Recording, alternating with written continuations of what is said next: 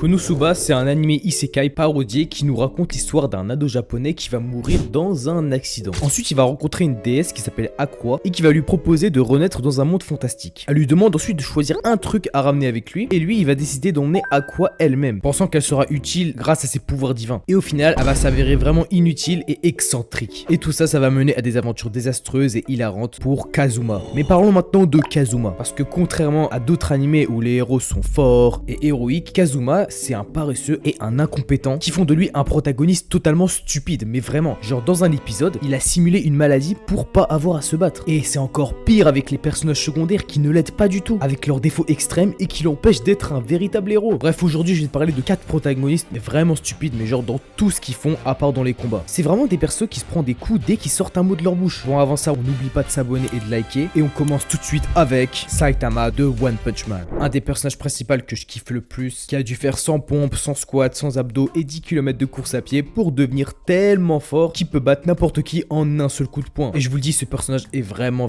stupide. On le voit, il est souvent détaché, nonchalant et vraiment un peu lent à réagir à des situations sérieuses. Et tout ce manque de passion et d'engagement, ça va le faire paraître bête. Par exemple, il est plus soucieux des promotions au supermarché que les menaces dans sa ville. Puis sérieux, vous avez entendu cette voix, que ce soit français, japonais ou anglais? Qu'est-ce que je vais bien pouvoir bouffer ce soir? Le mec est vraiment je m'en foutiste. Et puis sérieux, regardez-moi ces têtes de con là. Y a pas plus stupide honnêtement. Et toute cette absence d'intérêt pour les dangers imminents, cette façon de s'ennuyer pendant les combats, bah ça va créer un décalage vraiment drôle. Par exemple avec cette scène de l'épisode 9 où il fout droit un monstre là où Genos avait galéré sa mère. Et c'était vraiment hilarant la manière dont il l'avait terminé. Goku de Dragon Ball Z, un héros emblématique mais vraiment stupide, avec un manque de bon sens pour les situations sociales mais aussi pour sa naïveté. Le mec est incapable de comprendre les subtilités et les interactions humaines. En fait, il est souvent premier degré. Et de plus, il s'en fout complètement des enjeux émotionnels. On parle quand même d'un mec qui s'est battu avec un dieu de la destruction. Également pendant l'épisode 55 de Dragon Ball Super, quand il rencontre Zeno, le Kaioshin est complètement au sol, mais lui il reste debout comme si c'était son pote de toujours. Comprenez là où je veux en venir? De plus, il capte rien au concept de la vie quotidienne comme le mariage, et c'est un obsédé du combat. On peut ajouter aussi qu'il met souvent sa vie en danger sans réfléchir, et refuse parfois d'utiliser ses pouvoirs pour aider les autres, parce qu'il préfère s'entraîner ou se battre contre des adversaires plus puissants. Non mais c'est n'importe quoi là. On ajoute aussi les situations ridicules où il peut très bien être en train de manger, dormir pendant des moments vraiment de galère, et surtout ses réactions enfantines pendant les moments sérieux. Et on voit que malgré la puissance incroyable de ce perso, il reste stupide avec un comportement naïf, ajouté à une passion au combat, mais tout ça, ça crée une personnalité attachante et une touche comique à Dragon Ball. Donc ça va, on kiffe. Monkey D. Luffy dans One Piece, un des protagonistes, si ce n'est le protagoniste le plus con